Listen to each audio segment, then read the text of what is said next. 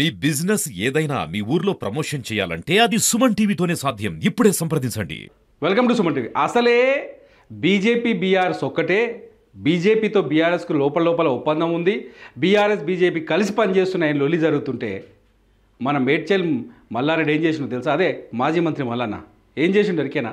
ఒక వీడియో చూపిస్తా, మీరే చూడరి. ఒకసారి చూడండి. ఇగో మల్లన్ననేమో ఫోటో కెమెరామెన్ లెక్క మంచిగా అందరినీ సర్దుతాడు. మొత్తం ఇది కీసర దగ్గర జరిగింది ఇన్సిడెంట్. చూడు, ఈ పక్కన ఈటల రాజేందర్ నిలబడ్డాడు. కావచ్చు మేడ్చల్కి మల్లారెడ్డి ఎమ్మెల్యే అయితే ఈటల రాజేందర్ ఎంపీ, ఇద్దరు కలిసి షాదీ ముబారక్ కళ్యాణ లక్ష్మి చెక్కులు పంచుతున్నారు. ఈ సీన్ చూస్తే మీరేమనుకుంటారు? నిజంగానే వీళ్ళిద్దరూ ఒక లోపాయికారి ఒప్పందంతో కలిసి పనిచేస్తున్నారు అనిపిస్తుందా? అనిపిదా? ఎందుకేం మల్లన్న, అసలే పంచాయతీ చాలా పెద్దగా నడుస్తుంది. మీరు ఒకటే బీజేపీకి బీఆర్ఎస్ లోపల ఒప్పందం అయింది అని ఆడదాకా మొన్న కవితకు బెయిల్ వచ్చినప్పటి నుంచి ఢిల్లీ నుంచి గల్లీ దాకా ఇదే చర్చ. ఆఖరికి సుప్రీంకోర్టులో చర్చ కూడా జరిగే, జడ్జిలు కూడా దీని మీద కామెంట్ చేశారు. ఇంత జరుగుతున్న టైంలో మళ్ళేంది మల్లన్న గిలోలి? ఏమనిపిస్తుంది? ఇగో పోయిండు. ఈ వీడియోలో ఆడియో వింటే దిమాగ్ ఖరాబ్ అవుతుంది మీకు, మామూలుగా కాదు. అందరిని నిలిచబెట్టి వరుసపెట్టి రారి అందరినీ రారి. నువ్వు మంచిగున్నావమ్మా, పక్క జరగమ్మా, నువ్వు అటు జరగమ్మా ఇటు జరగమ్మా అని చెప్పాడు. అదుడు ఈటల అందరూ మెడ మీద కనువ మళ్ళీ ఈయన వేసుకున్నాడు, ఆయన ఇంకో కన్ను వేసాడు. ఇద్దరు కలిసి ఎట్లా ముచ్చట పెడుతున్నారు ముద్దుగా. ఈయన ఎంపీ, ఈయన బీజేపీ, ఈయన ఎమ్మెల్యే, ఈయన బీఆర్ఎస్. ఈయన ఈటల అందరూ ఓడించడానికి ఈయననే పోటీ చేయించిండు లక్ష్మారెడ్డితోటి.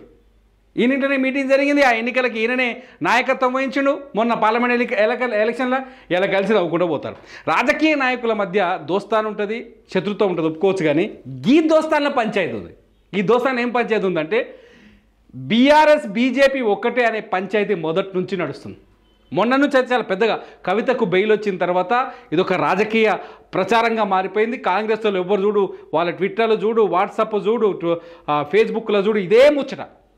ఇవాళ మల్లారెడ్డి దానికి ఇంత మంట పెట్టి ఊతం పోసిండు. ఇక చూడు, మంచి నిలబడు, మంచి నిలబడు, నువ్వు దూరం ఉండాలి, అందరు కనపడాలి. అక్కడ చూడు అసలు ఈటల రాజేందర్ చుట్టూ ఎట్లా పనిచేస్తున్నాడు చూడు మల్లారెడ్డి.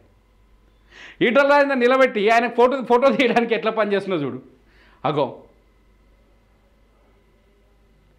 ఈ వీడియో చూసిన తర్వాత నిజంగా కాంగ్రెస్ వాళ్ళు ఏమని కామెంట్ చేస్తారు చెప్పండి? ఇప్పటికే కాంగ్రెస్ పార్టీ చాలా స్పష్టంగా 2023 అసెంబ్లీ ఎన్నికల ముందు ఇదే స్ట్రాటజీని ప్రయోగించింది. కాంగ్రెస్ పార్టీ బీజేపీకి బీఆర్ఎస్కు మధ్య ఒప్పందం ఉంది. బీజేపీ కేంద్రంలో అధికారంలో ఉండి అవినీతి ఆరోపణలు బీఆర్ఎస్ పైన అనేకం వచ్చినా కూడా ఎటువంటి చర్యలు తీసుకోలేదు.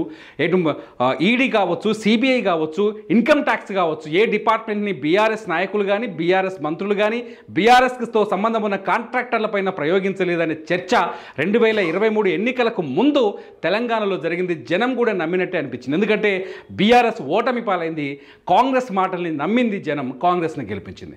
ఆ తర్వాత 2024 పార్లమెంట్ ఎన్నికల్లో కూడా సేమ్ ఇదే అస్త్రాన్ని ప్రయోగించింది కాంగ్రెస్ పార్టీ. దీన్ని తప్పించుకోవడం కోసమే కవితని Congress party BJP party arrest చేసిందని ఎన్నికలకు ముందు దీన్ని ఆ బద్నాం నుంచి దూరం అవ్వడానికే చేసిందని చెప్పేసి ఒక చర్చ జరిగింది. నిన్న మొన్న మళ్ళీ బీఆర్ఎస్ బీజేపీలో విలీనం కాబోతుందని ఒక పెద్ద చర్చ జరిగింది. మీడియాలో కొన్ని సంస్థలు అన్ని పేపర్లలో హెడ్లైన్స్ వచ్చినాయి. ఎంత పంచాయతీ జరుగుతున్నప్పుడు మళ్ళీ మల్లారెడ్డి లాంటి లీడర్లు ఇక్కడ బీజేపీలో ఒక అగ్రెసివ్ లీడర్ ఇప్పుడు ఈటల రాజేందర్, చాలా కీలకమైన నేత, భారతీయ జనతా పార్టీ తెలంగాణ అధ్యక్ష పదవిని కూడా ఆయనకి ఇస్తారనే చర్చ ఒకటి జరుగుతోంది. ఈ పరిస్థితుల్లో ఈటల రాజేందర్తో మల్లారెడ్డి ఇంత క్లోజ్గా ఉండడం, అది కూడా మీడియా ముందు పక్కనే నిలబడి కళ్యాణ లక్ష్మి షాదీ ముబారక్ చెక్కులు అందించడం మొత్తంగా రాజకీయాల్లో మాత్రం కొత్త చర్చకైతే దారి తీసేట్టు చేస్తుంది. మొత్తానికి మల్లారెడ్డి ఏది చేసినా హైలైట్ ఉంటుంది, మల్లారెడ్డి మాట్లాడిన హైలైట్ ఉంటుంది, మల్లారెడ్డి ఏ పని చేసినా హైలైట్ ఉంటుంది. ఇవాళ స్పెషల్గా మల్లారెడ్డి హైలైట్ అండి. నిజమేంటే ఏమంటారు? మల్లారెడ్డి క్యాజువల్గానే ఇదంతా చేసిన అనుకుంటారా, లేకపోతే లోపల దోస్తాను ఉందనుకుంటున్నారా? మీరేమనుకుంటారో కామెంట్ చేయండి. మీ కామెంట్స్ పైన నేను మరో వీడియో చేస్తా. చూస్తూనే ఉండండి సుమన్ టీవీ.